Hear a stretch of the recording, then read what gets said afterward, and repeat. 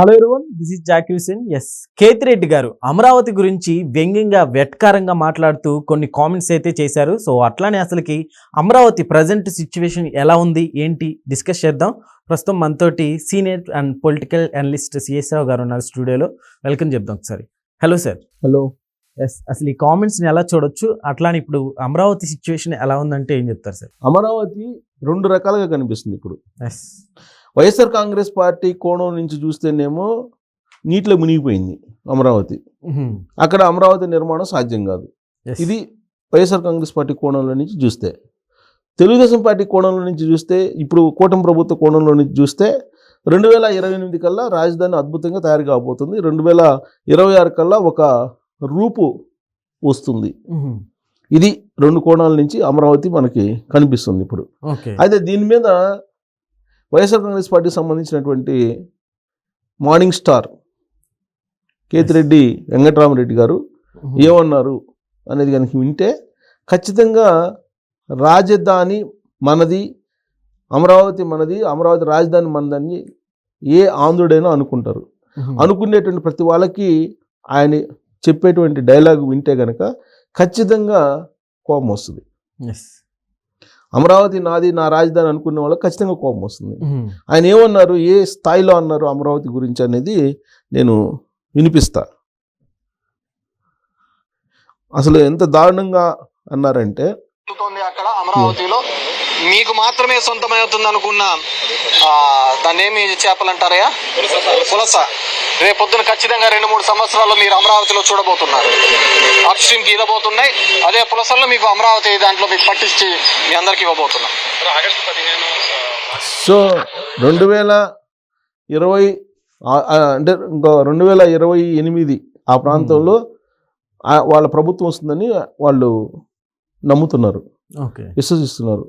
2 years తర్వాత పులస చేపలను పట్టి ఇస్తామని చెబుతున్నాడు ఆయన. ఎవరైతే ఈ రాజధాని కావాలనుకుంటున్నారో, ఎవరైతే ఈ రాజధాని మీద నమ్మకం పెట్టుకున్నారో వాళ్ళకి పులస చేపలను పట్టిస్తామని చెబుతున్నాడు ఆయన. ప్రస్తుతం పులస చేపలు ఉన్నాయి అక్కడ అని అంటున్నారు. అంటే రాజధాని మునిగిపోయింది అనేటువంటి మాటలు ఆయన చెప్తున్నారు. ఇంకోసారి ఆయన అమరావతిలో మీకు మాత్రమే సొంతమవుతుంది అనుకున్న దాన్ని ఏమి చేపలు అంటారయ్యా, పులస. రేపొద్దున ఖచ్చితంగా 2-3 సంవత్సరాల్లో మీరు అమరావతిలో చూడబోతున్నారు. అప్ స్ట్రీమ్కి ఇవ్వబోతున్నాయి. అదే పులసల్లో మీకు అమరావతి దాంట్లో మీకు పట్టించి మీ అందరికి ఇవ్వబోతున్నాం. ఇది ఆయన మాట్లాడిన మాటలు. మీకు మాత్రమే అనుకుంటున్నా అని అంటే ఈయన ఆంధ్రప్రదేశ్ పౌరుడు కదా. రాజధాని అనేది ఈ చంద్రబాబు నాయుడు గారికో, లేకపోతే ఏ లోకేష్ గారికో, లేకపోతే ఏ నారాయణ గారికో, లేకపోతే ఏ మంత్రులకో, లేకపోతే తెలుగుదేశం పార్టీ వాళ్ళకో కాదు. రాజధాని అనేది ఆంధ్రప్రదేశ్లో ఉండేటువంటి ప్రతి పౌరుడికి సంబంధించినటువంటి రాజధాని, రాష్ట్ర రాజధాని. అది రాష్ట్ర రాజధాని అనేది ఆంధ్రప్రదేశ్లో ఉండేటువంటి ప్రతి ఒక్కరికి సంబంధించినటువంటి ప్రాంతం అది. సార్, అలాంటిది ఇంత వ్యంగ్యంగా వెటకారంగా సో ఈ వ్యాఖ్యల్ని అసలుకి ఏపీ ప్రజలైనా యాక్సెప్ట్ చేస్తారంటారా? యాక్సెప్ట్ చేయలేదు కదా 2024 ఎన్నికల్లో. నెక్స్ట్ 2024 ఎన్నికల్లో 3 రాజధానుల కాన్సెప్ట్ తోటి, 3 రాజధానుల ఎజెండా తోటి వైఎస్ఆర్ కాంగ్రెస్ పార్టీ వెళ్ళింది. అమరావతి మాత్రమే రాజధాని అని చెప్పి తెలుగుదేశం పార్టీ వెళ్ళింది. అధికారంలోకి వచ్చింది కూటమి. మరి ఆంధ్రప్రదేశ్ సమాజం అమరావతి మాత్రమే రాజధాని కావాలని కోరుకుంటుందా, లేకపోతే 3 రాజధానులు కావాలని కోరుకుంటుందా?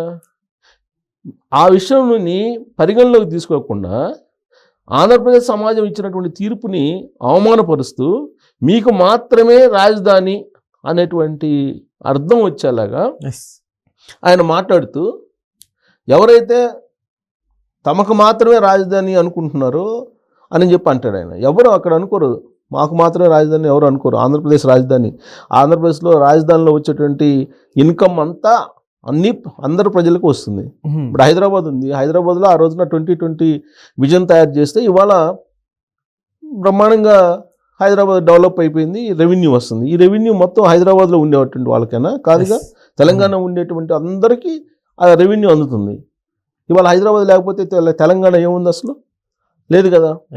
సో ఇప్పుడు అమరావతి రాజధాని అనేది అది నిర్మాణం జరగాలి. ఆ నిర్మాణం జరిగిన తర్వాత రెవెన్యూ రావాలి. అది ప్రపంచంలో నెంబర్ 1 కావాలని చెప్పి కోరుకోవాలి. నువ్వు విపక్షంలో ఉన్నా, అధికార పక్షంలో ఉన్నా.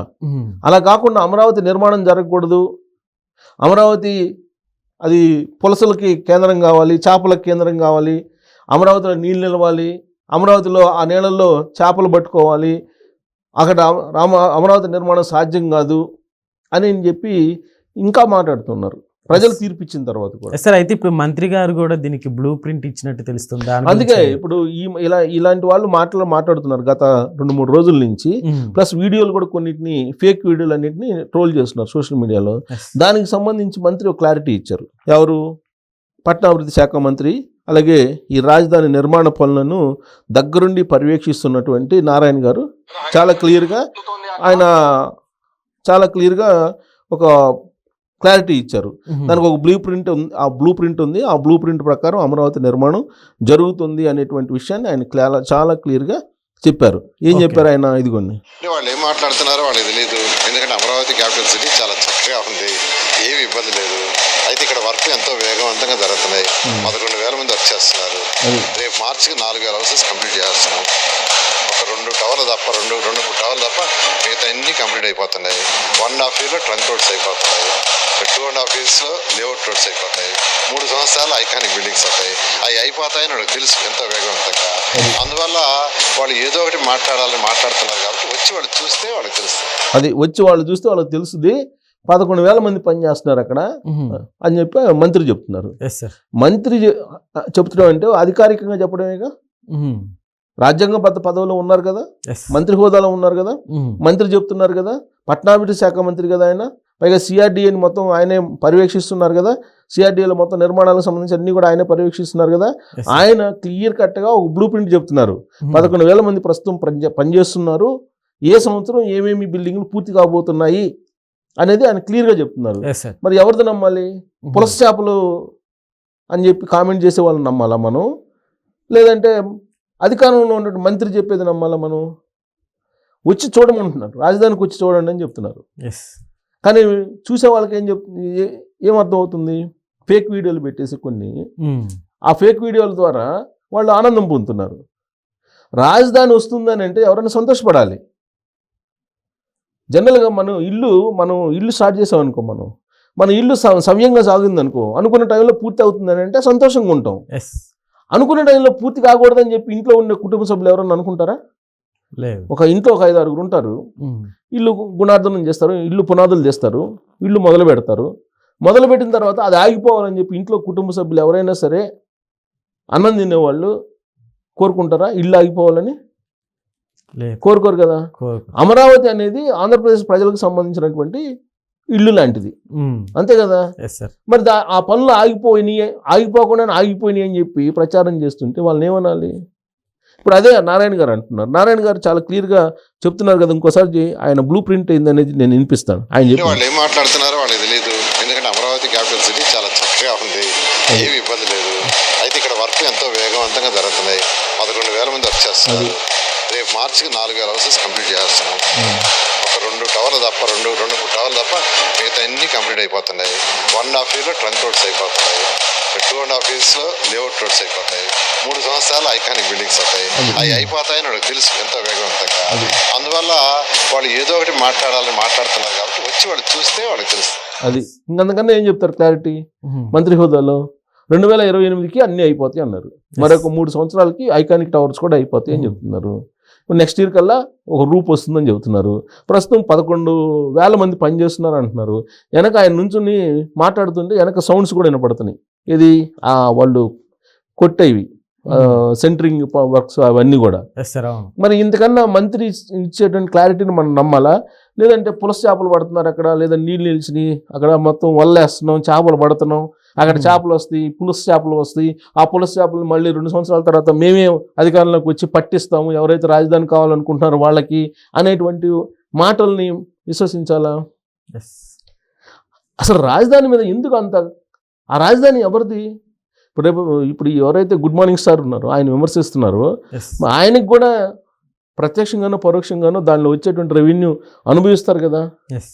ఆయన కూడా ఆంధ్రప్రదేశ్ పౌరుడే కదా. రేపు అమరావతి పూర్తి అయిపోయిన తర్వాత కట్టేటువంటి అసెంబ్లీలో ఆయన కూడా ఒకవేళ గెలిస్తే కూర్చోవాలి కదా. ఎస్. మరి మనది అనేటువంటి ఫీలింగ్ రావట్లా, రాకుండా చేస్తున్నారు. వాళ్ళకి రాకపోగా మిగిలినటువంటి వాళ్ళకి కూడా మనది అనేటువంటి ఫీలింగ్ రాకుండా ఉండేలాగా వాళ్ళు ప్రయత్నం చేస్తున్నారు. ఎస్. ఎందుకు చేస్తున్నారు? వాళ్ళ హిడెన్ అజెండా ఏంటి? డెవలప్మెంట్ కాకూడదు. ఒకవేళ డెవలప్మెంట్ అయితే కనుక మళ్ళీ అధికారంలోకి కూటమి ప్రభుత్వం వస్తుందేమో. ఆ డెవలప్మెంట్ని చూసి వర్షాలు ఈ విధంగా పడాలి, వర్షాలు పడి మొత్తం మునిగిపోవాలి, వీలుంటే కృష్ణా బ్యారేజ్ కూడా కొట్టుకుపోవాలి, ఇంకా వీలుంటే చంద్రబాబు నాయుడు గారి ఇల్లు కూడా కొట్టుకొని పోవాలి, ఇంకా వీలుంటే మొత్తం అమరావతి ప్రాంతంలో ఉండేటువంటి కోర్టు లేకపోతే సచివాలయం ఇవన్నీ మునిగిపోవాలి. అప్పుడు మనం అనుకున్నది నెరవేరుద్ది. ఈ టైప్ ఆఫ్ ఆలోచనలు కొంతమందికి ఉన్నాయి. వాళ్ళని ఏమంటారు మనం? వాళ్ళని ఏమంటాం? అలా ఆలోచించే వాళ్ళని ఎవరైనా ఎదుటి వాళ్ళు మంచి చేస్తూ ఉంటే ఆ మంచిని చూడలేనటువంటి వాళ్ళని ఏమనాలి మనం? Yes sir. అయితే అసలు వీళ్ళు గత ప్రభుత్వం వీళ్ళు ఏమన్నా చేశారా అంటే ఏమన్నా చెప్పుకోవచ్చు? సరే, వాళ్ళు చేయగలిగింది చేశారు, వాళ్ళేం చేయలేదని చెప్పండి. ఇప్పుడు ఏ ప్రభుత్వం అయినా సరే వాళ్ళు చేయగలిగింది చేస్తారు. ఓడిపోవాలని ఎవరు అనుకోరు కదా. కాకపోతే వాళ్ళు చేసినటువంటి పనులు మెజారిటీ ప్రజలకు నచ్చితే మళ్ళీ అధికారంలోకి వస్తారు, నచ్చకపోతే అధికారం కోల్పోతారు. వాళ్ళు ఏం చేయలేదని మనం చెప్పలేం కదా. వాళ్ళు చెప్పం కూడా, చెప్పడానికి కరెక్ట్ కూడా కాదు ఏం చేయలేదని. వాళ్ళ చేత ఏంది చేశారు. ఇప్పుడు నా ఆలోచన ప్రకారం నేను చేస్తాను, నీ ఆలోచన ప్రకారం నేను చేస్తాను. ప్రజలు జగన్మోహన్ రెడ్డి గారి ఆలోచన ప్రకారం చెయ్యాలి అని చెప్పి 2019లో అధికారంలో ఇచ్చారు. ఏం చేశారు అనేది చూశారు. చూసిన తర్వాత దండం పెట్టారు. దండం పెట్టి అయ్యా మేము చూసాము, నువ్వు అవసరం లేదా అన్నారు. చంద్రబాబు నాయుడు గారిని ఎన్నుకున్నారు. చంద్రబాబు నాయుడు గారు చూస్తున్నారు. ఇంకొక 5 సంవత్సరాల తర్వాత ఒకవేళ చంద్రబాబు నాయుడు గారు చేసింది నచ్చకపోతే తీర్పు వేరే విధంగా ఉంటుంది. ఏమీ చేయకుండా ఏ ప్రభుత్వం ఉండదు, ఏదో ఒకటి చేస్తుంది. కాకపోతే అది ప్రజా ఆమోదం పొందేలాగా ఉండాలి, ప్రజలందరికీ నచ్చేలాగా ఉండాలి. అట్లీస్ట్ మెజారిటీ ప్రజలకు 100% ఎవరు సాటిస్ఫై చేయలేరు. మెజారిటీ ప్రజలకు నచ్చేలాగా ఉండాలి. అలాగే విజన్ ఉండాలి నాయకుడికి. అది ఏమీ లేకుండా అసలు ఏం పనులు జరగకూడదు, ఇక్కడ ఈ ప్రభుత్వం ఏమీ చేయకూడదు అనేటువంటి కాన్సెప్ట్లో కొంతమంది ఉన్నారు. సో వాళ్ళది నెరవేరదని చెప్పి చంద్రబాబు గారు చెప్తున్నారు. ఓకే. ఇప్పుడు నారాయణ గారు బ్లూ ప్రింట్ క్లియర్గా చెప్పారు కదా. ఈ నారాయణ గారు రమ్మంటున్నారు, రాజధానికి రండి నేను చూపిస్తాను అంటున్నారు. మరి వెళ్ళి నారాయణ గారి దగ్గరికి వెళ్ళి పోదాం రండి, రాజధానిలో పులుసులు పట్టుకుందామనో లేకపోతే అప్పుడు చెప్పచ్చు కదా, చేపలు పడదాం పులుసులు పడదామని. ఊరిక వీడియోలు చేసి మీడియాలో మాట్లాడటం కాదు కదా. ఇప్పుడు మన ఇల్లు ఆగిపోతే కట్టే ఇల్లు మనం సంతోషపడతామా? లేదు. మరి వాళ్ళకు కూడా బాధ ఉండాలి అది. అంతే తప్ప ఇది నాశనం అయిపోవాలి, ఇది వర్షం వచ్చి కొట్టుకొని పోవాలి అనుకునే వాళ్ళని ఏమంటారు?